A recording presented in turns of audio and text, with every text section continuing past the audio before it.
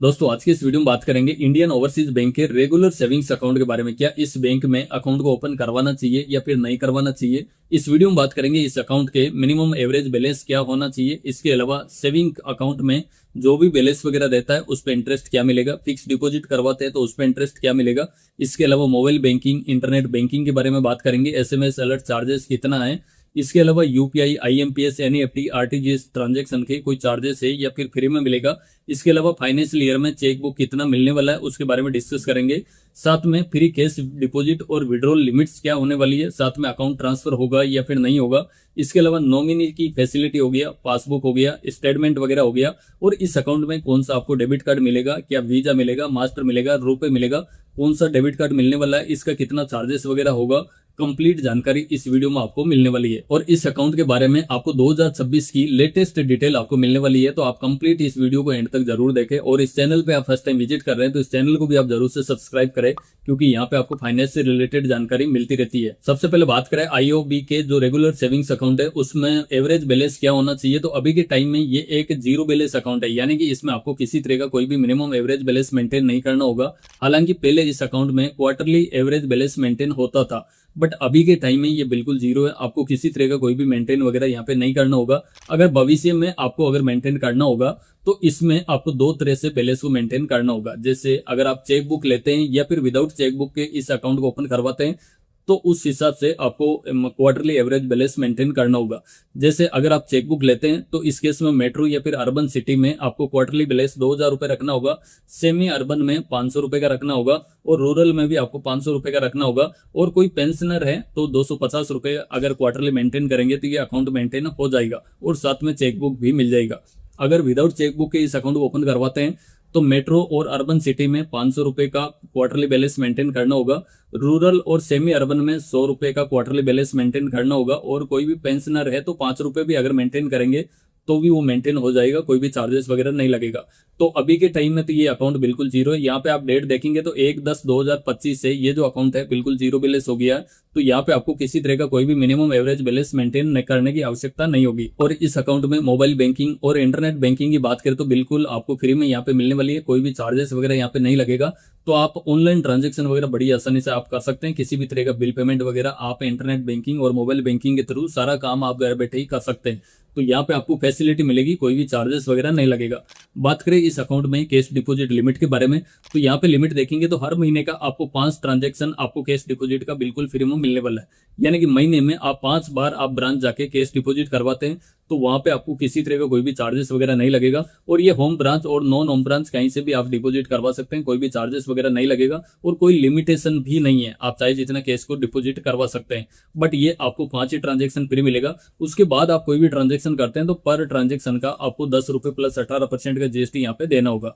तो इस चीज का आपको ध्यान रखना है। वहीं कैश विड्रॉल की बात करें तो कैश विड्रॉल भी आप होम ब्रांच और नॉन होम ब्रांच से आप कर सकते हैं। यहाँ पे लिमिटेशन की बात करें तो आपको हाफ ईयर के अंदर टोटल आपको 50 डेबिट की एंट्री होगी, वो बिल्कुल फ्री में मिलने वाली है। यानी कि एक फाइनेंशियल ईयर होता है, उसका एक हाफ ईयर भी होता है। तो एक हाफ ईयर के अंदर आप ब्रांच जाके 50 टाइम आप कैश विड्रॉल करेंगे तो उसका कोई भी चार्जेस वगैरह नहीं लगेगा। हालांकि 50 से आप ज्यादा बार विड्रॉल करते हैं तो फिर आपको पर ट्रांजेक्शन का आपको 5 रुपये प्लस 18% का जीएसटी पे करना होगा। तो यानी कि आपको हाफ ईयर के अंदर 50 डेबिट की जो फैसिलिटी है वो इस अकाउंट में आपको बिल्कुल फ्री मिलने वाली है। वहीं बात करें इस अकाउंट में चेकबुक के बारे में, तो यहाँ पे आपको चेकबुक भी मिलने वाली है, जिसमें आपको 10 पेज की जो चेकबुक होगी वो फाइनेंशियल ईयर में आपको बिल्कुल फ्री मिलेगा, किसी तरह का कोई भी चार्जेस वगैरह नहीं लगेगा। ये पर्सनलाइज चेकबुक आपको इस अकाउंट में मिलने वाली है। उसके बाद यानी कि 10 पेज की चेकबुक एक फाइनेंशियल ईयर में मिल गई, उसके बाद भी आपको एडिशनल कोई भी चेकबुक चाहिए तो पर लीफ का आपको 5 रुपये प्लस 18% का जीएसटी का पे करना होगा। इसी तरह पासबुक की बात करें तो पासबुक आपको फ्री मिलेगी, और जो कंटिन्यूएशन जो पासबुक मिलती है वो भी आपको इस अकाउंट में बिल्कुल फ्री में मिलने वाली है, किसी तरह का कोई भी चार्जेस वगैरह नहीं लगेगा। बट अगर आपकी पासबुक कहीं गुम हो गई है या फिर डैमेज हो जाती है, इस केस में आपको डुप्लीकेट पासबुक लेना होता है तो उसका आपको चार्जेस लगेगा, जिसमें आपको 100 रुपये प्लस 18% का जीएसटी लगेगा।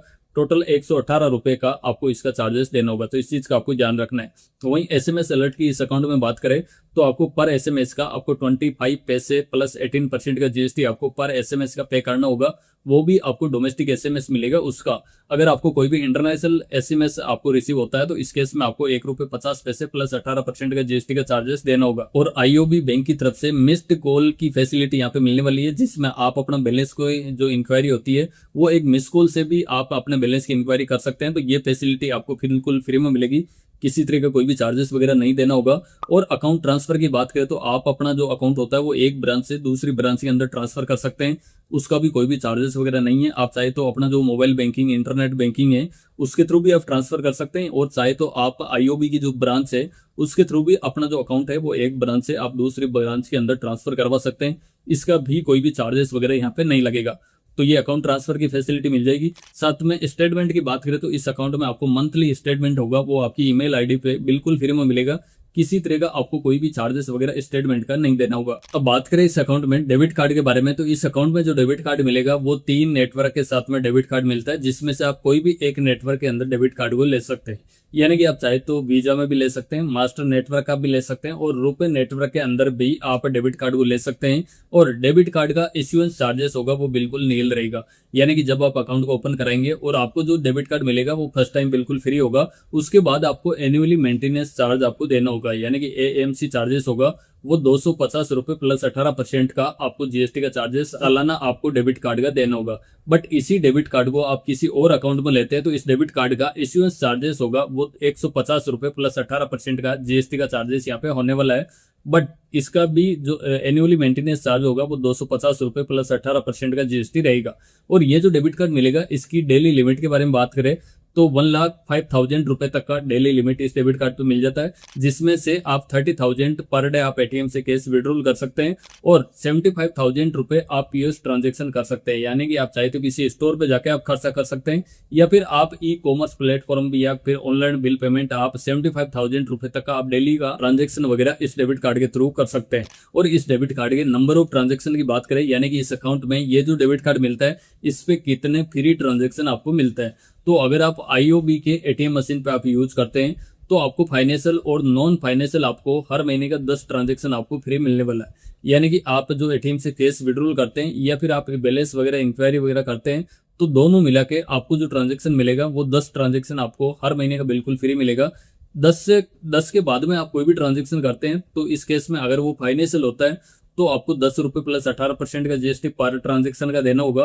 अगर आप नॉन फाइनेंशियल का कोई भी ट्रांजैक्शन करते हैं, जैसे आप बैलेंस इंक्वायरी कर रहे हैं या मिनी स्टेटमेंट वगैरह चेक कर रहे हैं, तो ऐसे ट्रांजैक्शन आप कोई भी करते हैं जो फ्री लिमिट कंप्लीट होने के बाद, तो आपको पर ट्रांजैक्शन का आपको ₹5 प्लस 18% का जीएसटी देना होगा। तो इस चीज का आपको ध्यान रखना है। वहीं अदर बैंक के एटीएम मशीन की बात करें तो यहाँ पे आपको मेट्रो सिटी के अंदर 3 आपको ट्रांजैक्शन आपको फाइनेंशियल और नॉन फाइनेंशियल फ्री मिलने वाला है, और नॉन मेट्रो सिटी में आपको 5 ट्रांजैक्शन फाइनेंशियल और नॉन फाइनेंशियल आपको फ्री मिलने वाला है। ये जो मेट्रो सिटी है इसमें मुंबई हो गया, न्यू दिल्ली हो गया, चेन्नई, कोलकाता, बेंगलुरु और हैदराबाद, ये सिटी है, इनमें आपको 3 ही ट्रांजैक्शन फाइनेंशियल और नॉन फाइनेंशियल फ्री मिलने वाला है। बाकी सिटीज में आपको हर महीने का 5 ट्रांजैक्शन फ्री मिलेगा।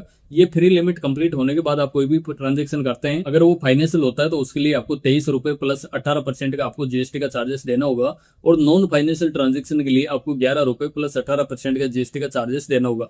तो इस चीज का आपको ध्यान रखना है। आपको जो डेबिट कार्ड मिलेगा उसके ये ट्रांजैक्शन आपको मिलने वाला है। अब सेविंग्स अकाउंट के इंटरेस्ट रेट की बात करें तो आपके जो सेविंग्स अकाउंट में जो भी बैलेंस वगैरह रहता है उस पे इंटरेस्ट आपको मिलने वाला है, जो 2.25% से लेके 2.50% पर एनम तक का इंटरेस्ट आपके जो सेविंग्स अकाउंट में बैलेंस रहेगा उस पे आपको मिल जाएगा। ये डेली के हिसाब से आपका बैलेंस को कैलकुलेट किया जाता है और उस हिसाब से आपको इंटरेस्ट मिलता जाता है।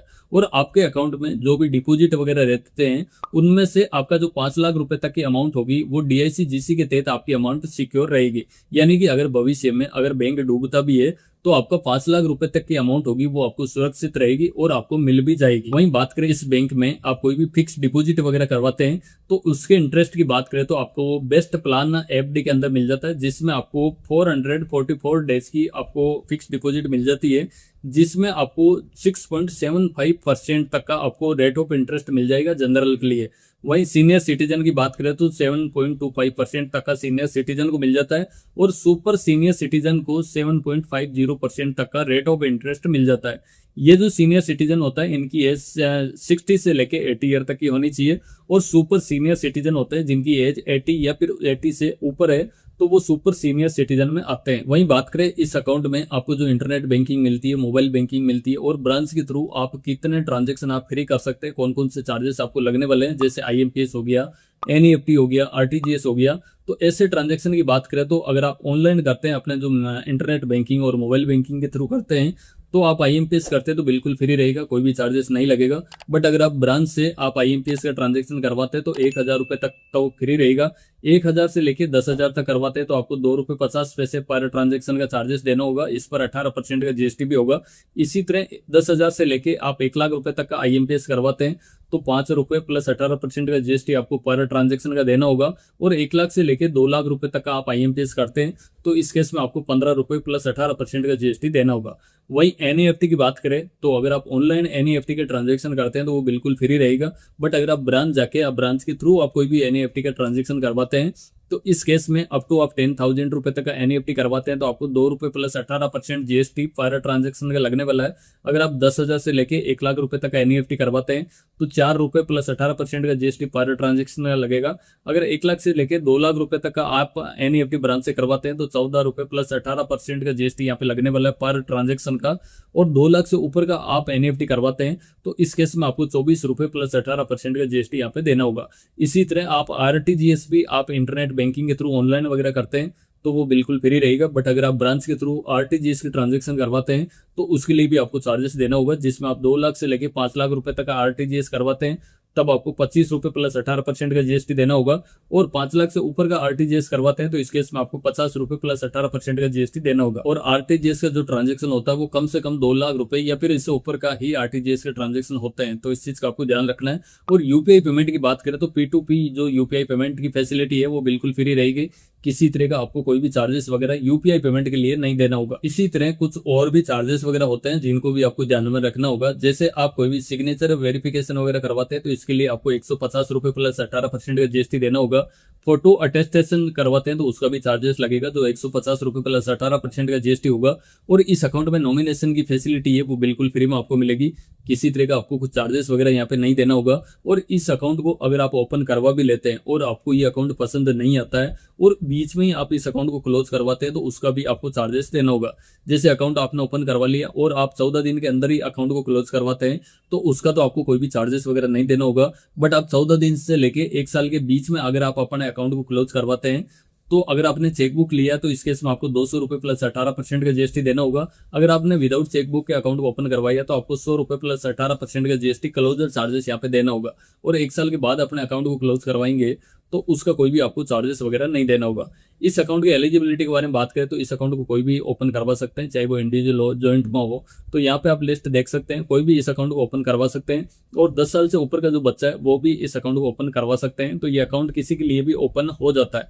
इस अकाउंट को ओपन करवाने के लिए आपको क्या करना है, आपको अपने near by Indian overseas bank जाना है, वहाँ पे आपको फॉर्म वगैरह होगा वो क्लिक करना होगा। वैसे आजकल बैंक में भी आपको ऑनलाइन अकाउंट को ओपन करके दे दिया जाता है, तो आप चाहे तो आप ऑनलाइन ब्रांच के थ्रू आप भी इस अकाउंट को ओपन करवा सकते हैं। तो यही था इंडियन ओवरसीज बैंक का रेगुलर सेविंग्स अकाउंट के बारे में जानकारी। इस वीडियो में मैंने जितने भी आपको चार्जेस वगैरह बताए हैं उन सभी पर 18% का GST भी लगेगा। हालांकि मैंने कई बार GST बताया बट कई बार छूट भी गया, तो जितने भी आपको चार्जेस वगैरह लगेगा उस पर 18% का GST लगने वाला है। और भी इस अकाउंट के बारे में कोई जानकारी छूट गई है तो आप नीचे कमेंट सेक्शन में बता सकते हैं, उसका पूरा जवाब देने की कोशिश करूंगा। और ये वीडियो आपको पसंद आई हो तो इस वीडियो को आप जरूर से लाइक करें। चैनल पे आप फर्स्ट टाइम विजिट कर रहे हैं तो इस चैनल को भी आप जरूर से सब्सक्राइब करें। मिलते हैं नेक्स्ट वीडियो में, तब तक के लिए बाय बाय।